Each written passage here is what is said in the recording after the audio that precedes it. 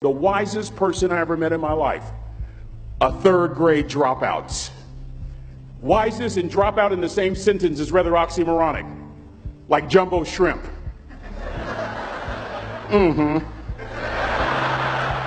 Like fun run, ain't nothing fun about it. Like Microsoft Works, y'all don't hear me. I used to say like country music, but I've lived in Texas so long, I love country music now. I hunt, I fish, I have cowboy boots and cowboy. Y'all, I'm a black neck redneck. Do you hear what I'm saying to you? No longer oxymoronic for me to say country music.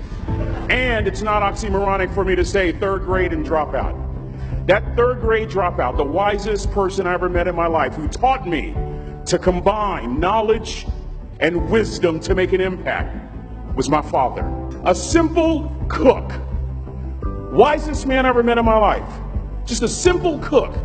Left school in the third grade to help out on the family farm, but just because he left school doesn't mean his education stopped. Mark Twain once said, "I've never allowed my schooling to get in the way of my education." My father taught himself how to read, taught himself how to write, decided in the midst of Jim Crowism, as America was breathing the last gasp of the Civil War, my father decided he was going to stand and be a man. Not a black man, not a brown man, not a white man, but a man. He literally challenged himself to be the best that he could all the days of his life. I have 4 degrees. My brother is a judge. We're not the smartest ones in our family. It's a third grade dropout daddy. A third grade dropout daddy who was quoting Michelangelo, saying to us, "Boys, I won't have a problem if you aim high and miss, but I'm going to have a real issue if you aim low and hit." A country mother quoting Henry Ford, saying, "If you think you can or if you think you can't, you're right."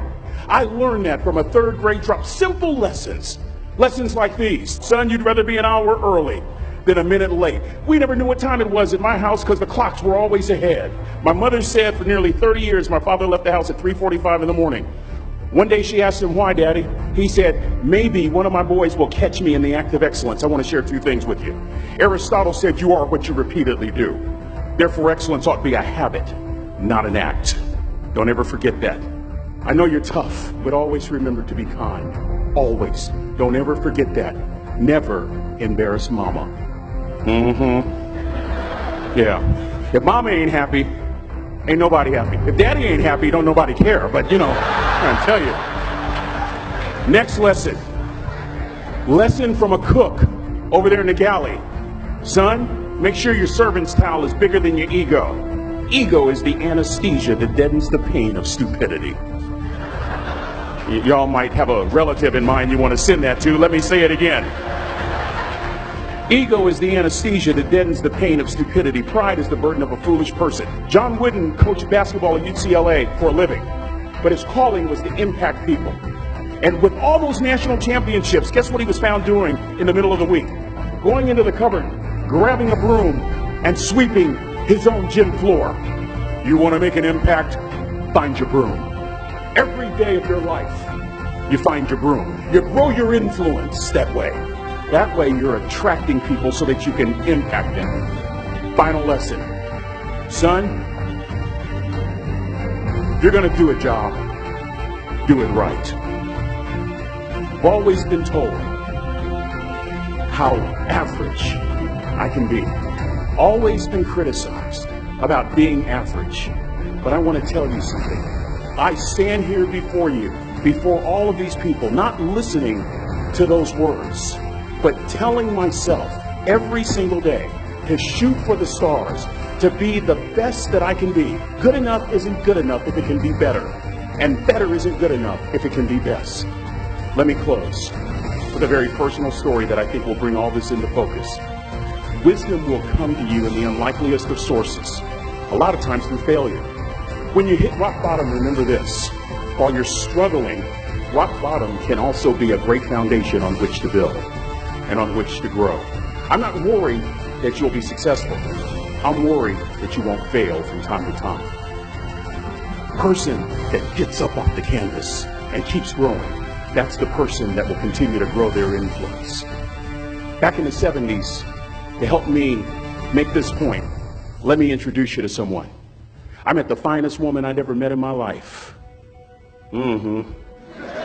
Back in my day, we'd have called her a brick house. This woman was the finest woman I'd ever seen in my life. There's just one little problem. Back then, ladies didn't like big old linemen. The Blind Side hadn't come out yet. They like quarterbacks and running backs. We're at this dance, and I find out her name is Trina Williams from Lompoc, California. And we're all dancing, and we're just excited. And I decide in the middle of dancing with her that I would ask her for her phone number. Trina was the first one. Trina was the only woman in college who gave me her real telephone number. The next day, we walked to Baskin & Robbins ice cream parlor. My friends couldn't believe it. This has been 40 years ago, and my friends still can't believe it. We go on a second date, and a third date, and a fourth date. We drive from Chico to Vallejo so that she could meet my parents. My father meets her. My daddy, my hero, he meets her, pulls me to the side and says, "Is she psycho?" But anyway, we go together for a year, 2 years, 3 years, 4 years. By now, Trina's a senior in college. I'm still a freshman, but I'm working some things out. I'm so glad I graduated in 4 terms. Nixon, Ford, Carter, Reagan. So now it's time to propose. So I talk to her girlfriends, and it's California. It's in the 70s, so it has to be outside. You have to have a candle, and you have to have, some chocolate. Listen, I'm from the hood. I had a bottle of Boone's Farm wine. That's what I had. She said yes. That was the key. I married the most beautiful woman I'd ever seen in my life. Y'all ever been to a wedding, and even before the wedding starts, you hear this? How in the world? And it was coming from my side of the family.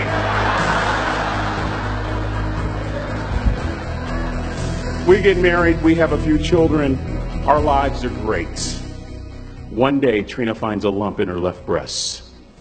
Breast cancer.